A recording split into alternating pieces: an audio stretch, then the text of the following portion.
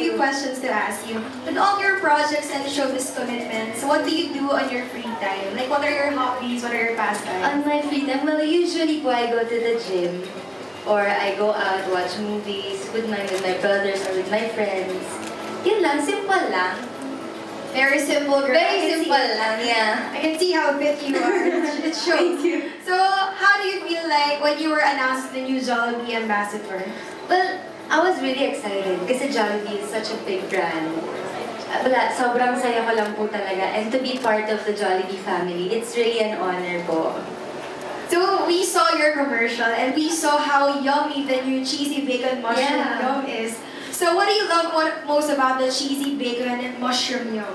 Well, kasi for me po, I really love yung burgers ng Jollibee.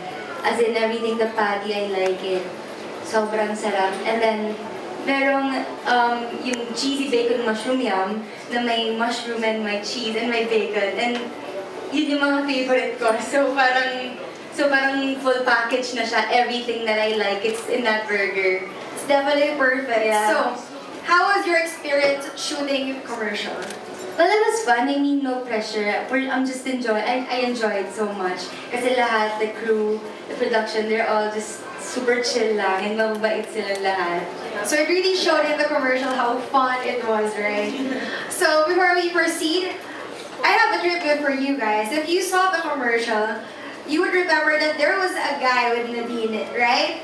You would remember that. So, just a little trivia. Would you believe that the man in that commercial is Nadine's real dad? Yes, and we are giving you a treat. We are showing you the digital version of Jollibee's Cheesy Bacon Yum commercial. This is the longer version than the one we show on TV. So, are you guys excited to see it? Yes, alright, so let's see the TVC.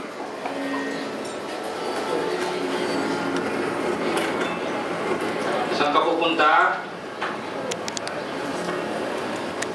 Visa. Yes pa. Special ngayon eh.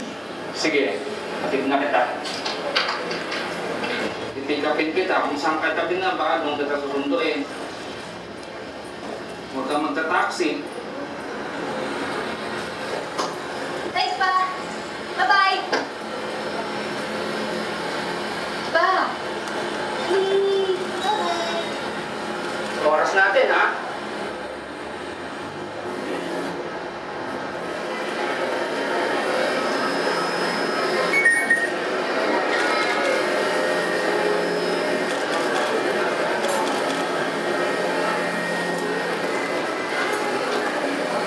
Ano? Hindi ka sinipot. Okay lang yan.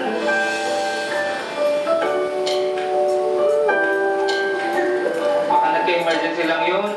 Kailangan. You're the best date ever pa. Thank you. What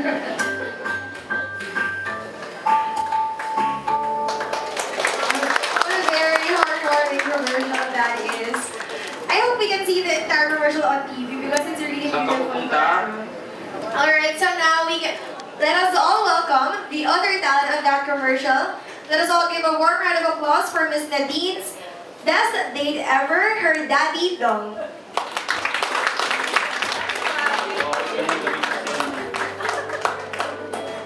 Ito po tayo, Daddy, with Nadine.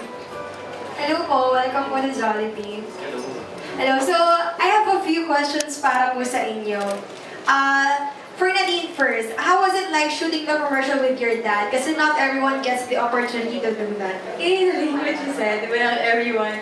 So I was sobrang excited but at the same time, kinakabahan ako kasi this is his first commercial ever. Actually, first time niyang umarte. Parang natural naman si Daddy. Yun nga, nagulat nga ako yung director nga, si Direk Eric, tsaka si Direk Jules. Sabi nila, okay, so alam na natin kung saan galing yung acting skills mo ha. So ako nagulat din ako parang, okay. Daddy pala galing.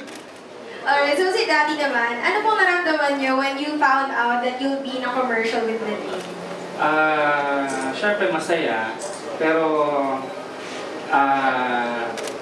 before kasi, nung nag-start pa lang siya, nagsasalig lang kami ng mami niya na sumasama sa kanya. So, I used to be in the background. So, ang favorite na place ko, yung harap ng ng TV screen, ng monitor, kung saan nakatingin yung mga directors, chine-check out ko yung kung ano yung tsura niya. And this time, I get a chance to be in the spotlight. Kaya syempre, masaya. So, kinabahan mo ba kayo, Daddy? Kahit konti?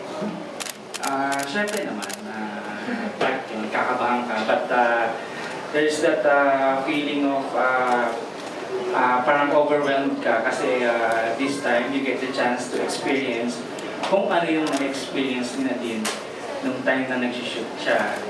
Meron pa nga yung time na kino-coach niya ako, yung magkatabi kaming dalawa sa lamesa, sabi niya, Daddy, huwag ka titingin sa camera.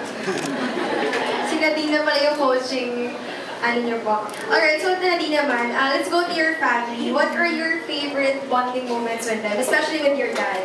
Well, we have this thing before na paggabi na, after dinner, yung buong pamilya, nag-movie night kami. May mga chips kami, may food kami, minsan papadeliver kami. Well, Jollibee. Kasi favorite ng mga kapatid ko yung Jollibee, especially my sister. Gusto niya yung spaghetti and everything. Yun yung bonding namin talaga. As in solid, like we watch, like nag-marathon kami minsan, like 2 movies or 3 movies in one night. So, sobrang saya. Do you still get to do that despite your busy schedule? No. Not anymore. Not anymore. Kasi, as in, I've been really, really busy. Pero if I get the time, if I get the chance, I would talaga. So I'm sure you'll find ways to make time naman, diba? Yeah. For Daddy naman, what advice would you give to Nadine now that she's a very busy star with multiple projects and endorsements at the same time? Ang sa akin lang naman, even though she's very busy, huwag niya kakalimutan mag-pray. Kahit nasan siya, and especially when going out, kasi syempre hindi natin masabi. And then yung health niya, syempre huwag niyang, pag nagugutom ka kasi minsan, tapos you get the chance to magte-take ka ng minsan na nakakalimutan mo yung gutom mo. So yun, laging nire-remind sa kanya. Tsaka sa lahat ng mga taong makakatrabaho niya, and then how small he is, huwag niyang kalimutan magpasalamat sa kanya. Alright, very touching. And syempre pag gutom ka, you can always call Jollibee for dinner. Yeah. Wherever you are. Ikaw naman, Nadine, what do you want to tell your dad? Well, first of all, I'm really, really proud of him with what he did sa commercial. And I'm just really happy kasi he's been very, very supportive. As in, he drives me everywhere. Pag may schedules, photo shoots, tapings, kahit mapuyat, he's just there. Kaya pala yun yung reference sa commercial. Yeah. He's driving. Alright, so